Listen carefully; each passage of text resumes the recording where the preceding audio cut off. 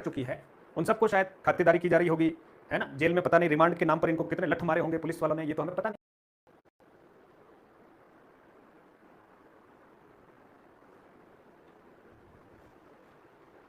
साथियों नमस्कार, आप सभी का स्वागत करता हूं मधुरम हिंदी के इस डिजिटल प्लेटफॉर्म पर। और जैसा कि एसओजी अपनी ओर से जिन जिन लोगों को पेपर लीक कांड में पकड़ चुकी है, उन सबको शायद खातिरदारी की जा रही होगी, है ना। जेल में पता नहीं रिमांड के नाम पर इनको कितने लठ मारे होंगे पुलिस वालों ने, ये तो हमें पता नहीं।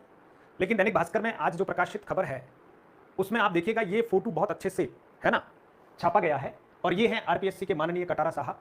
माननीय कटारा साहब कहने का अर्थ आप समझ जाएं, है ना, कितने सम्माननीय पद पर इनको बिठाया था और कितने बच्चों की जीवन को बनाने का दायित्व इनको सौंपा था। आज तक ये कितने सारे इंटरव्यू पैनल में विराजे होंगे, है ना। और इनके रहते हुए जितने भी पेपर्स जो है वो हुए हैं, तो आप सोच सकते हैं कि आज जो है इनकी जो चार्जशीट जो दाखिल की गई है इनके खिलाफ, उस चार्जशीट में भी इस बात को बहुत स्पष्ट किया गया है, जो हम आगे की तरफ देखने वाले हैं। ये कितने ईमानदार और निष्ठावान हैं। इनको तो पद्मश्री अवार्ड या पद्म भूषण विभूषण दिया जाना चाहिए सरकार को, और इनको कहीं कहीं ले जाकर बहुत बड़े स्थान पर बिठा देना चाहिए। और अभी तक इन्हें क्यों पद से बर्खास्त नहीं किया गया? अभी तक इन जो तीन चेहरे आपको दिख रहे हैं, जिसमें मुख्य किरदार जो है वो मुख्य किरदार तो आप सभी जानते होंगे। देखो कितना मासूम सा चेहरा है, लाखों बच्चों के सपनों की हत्या करने वाला चेहरा, ये लाखों बच्चों की सपनों की हत्या करने वाला चेहरा है ना। अब आप सोच रहे होंगे कि मैंने फिर यही कहा था कि किसी का सपना टूटता है साहब तो आवाज नहीं आती है। और जब लाखों विद्यार्थियों का, ईमानदार खून पसीने से मेहनत करने वाले विद्यार्थियों का जब सपना टूटता है तो आखिर किसके कान में आवाज जाएगी? क्योंकि किसी का बंगला नहीं टूटा है, इनके बहुत सारे बंगले हैं साहब, बहुत सारी जमीनें हैं, करोड़ों की प्रॉपर्टी के मालिक हो सकते हैं। तो इनकी प्रॉपर्टी आज दिन तक क्यों बहुत बाहर घूम रही है? धराशायी तो ये होने चाहिए थे,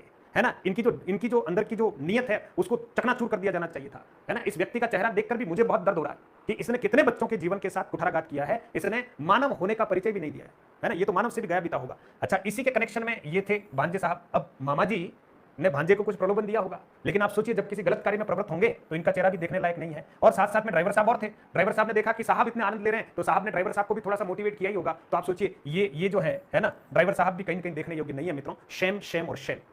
और इन बातों को लेकर बड़ा दर्द होता है, क्योंकि जब आप सोचिए जिनको रक्षा करने का जिम्मा दिया वो ही भक्षण करने लग गए। और ये आज की बात नहीं है, आरपीएससी के इतिहास में से कई सारे लोग होंगे, कई सारे मामलों को दबा दिया गया। और हबीब खां गुरान साहब को अगर आप भूले नहीं हो, उनका तो नाम सामने आया इसलिए हम बात कर रहे हैं। और अगर नाम सामने नहीं आता तो आप सोच सकते हैं कि सामने नहीं आता तो हमको पता ही नहीं चलता, है ना, कितना गड़बड़ जाला हो रहा है। अब हबीब खां गुरान साहब के अलावा भी और बहुत सारे लोग हो सकते हैं, लेकिन उनकी जानकारी स्पष्ट नहीं है हमारे पास। तो जिन लोगों को अच्छे जिम्मेदार पदों पर बिठाया गया, जो बच्चों को ईमानदारी पूर्वक एक सिस्टम के द्वारा चयन करके डिपार्टमेंट को देने वाले लोग थे, उन्होंने ही अपनी दुकानें खोल दी। इसलिए 1 करोड़ में बेचा था पेपर, 3 चार्जशीट तैयार की गई है। और देखिए परीक्षा से 60 दिन पहले लीक हुआ शिक्षक भर्ती पेपर, अब कैसे भरोसा करें? फिर सारे लोग जो हैं कह रहे हैं कि साहब ये जो कट ऑफ है ये ऊपर जानी ही थी। बहुत सारे हमारे साथी भी हैं यूट्यूब पर कह रहे हैं नहीं ये तो जानी ही थी, ये तो सही है ना, ऐसा तो होना ही था।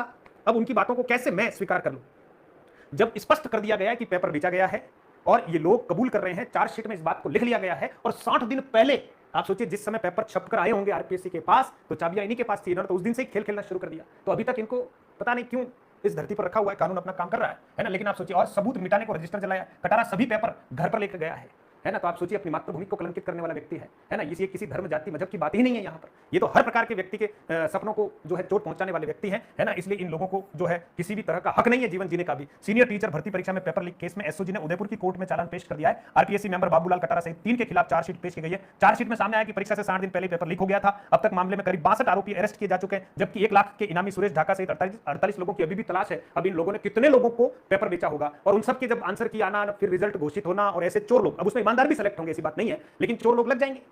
अब ठीक है, सारी बातें लिपापोती हो जाएगी। तो मुझे व्यक्तिशः बहुत दुख है। ऐसी जिम्मेदार संस्थाओं के जो भी सदस्य मनोनीत करें, सरकार से भी करबद्ध निवेदन है, ये सरकार की भी कहीं कहीं किरकिरी होती है ना। तो ऐसे लोगों को, जो पहले से बहुत अच्छे लोग हों, जांच पड़ताल की जाए, इन पर नजर रखी जाए। जब कभी ऐसी कोई स्थिति हो तो कुछ संवैधानिक स्थितियों में संशोधन किया जाए, है ना। कहीं ना कहीं बहुत ईमानदार लोग होने चाहिए। और मैं बार बार नाम लेता हूं, है ना, एमएल कुमावत साहब का जो समय था वो बहुत उसी समय हम सेलेक्ट हुए। हमारे पिताजी किसान रहे हैं, हमारे परिवार में कोई वारपंच नहीं रहा है, पहली बार आरपीएससी गए थे साहब, है ना। और जो उन्होंने इंटरव्यू से पहले हर बैच को संबोधित करने का एक प्रकरण बनाया था, और उस बैच को संबोधित करते थे, जो भी इंटरव्यू देने वाले थे उनको 10-15 मिनट बात करते थे और कहते थे कि आप अपनी योग्यता का पूरा प्रदर्शन करेंगे, किसी भी प्रकार की फालतू की बातों का आप ध्यान नहीं रखेंगे। यहाँ पर किसी का कोई भाई भतीजावाद, कोई रिश्वत फलाना, ऐसा कुछ भी नहीं चलता है। आप बाहर उड़ने वाली अफवाहों की आप बिल्कुल चिंता न करें, आप अपने आप को बहुत अच्छे से प्रेजेंट करें, आपकी योग्यता से चयन होगा, ऐसा हर इंटरव्यू बैच को समझाया जाता था।